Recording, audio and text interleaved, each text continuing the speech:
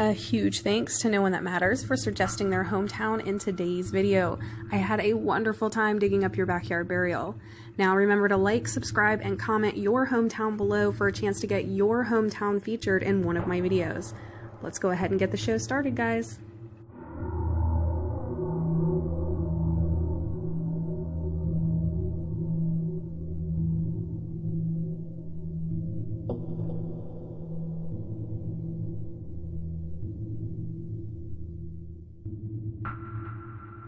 Welcome to Chickasha, Oklahoma in the United States, named after the Chickasaw Indians.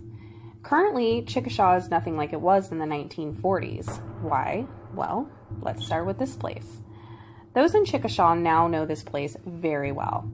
It is the Grady County Fairgrounds. But did you know that it used to be a prison camp for alien soldiers in World War II?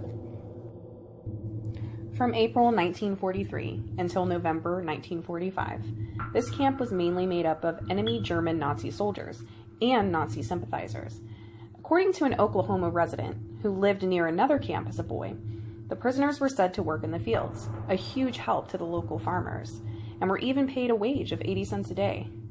They had a diet which consisted of powdered eggs and the occasional steak.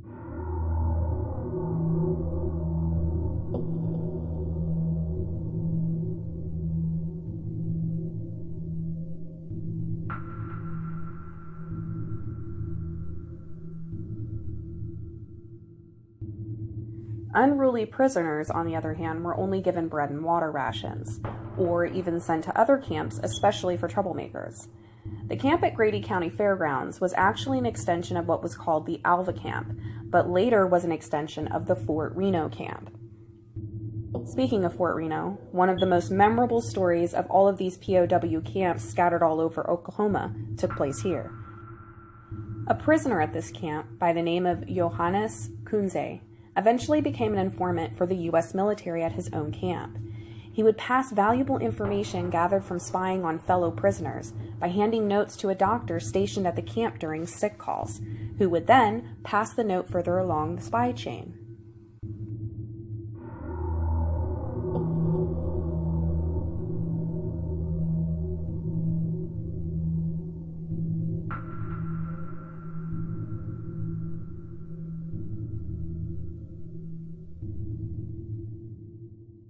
However, on a day a new doctor was stationed at the camp, on a day that Johannes was supposed to pass along his information, the doctor was unaware of Johannes's role, and gave the note to another POW to pass along, in which the POW read and found out that Johannes was now an American spy and a traitor.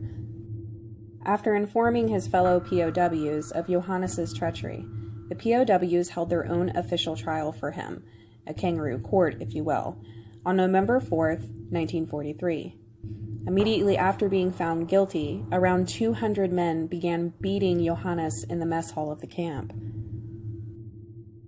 By the time the American soldiers in charge broke up all the frenzied prisoners, it was much too late for Kunz. They could only charge 5 of the men who allegedly helped beat him to death, and were standing closest to him when he was recovered from the massive beating.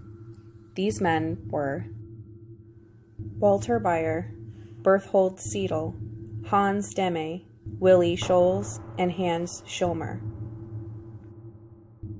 All 5 men were found guilty and executed by hanging. Currently, there is a memorial for Johannes at Fort Reno Memorial Park.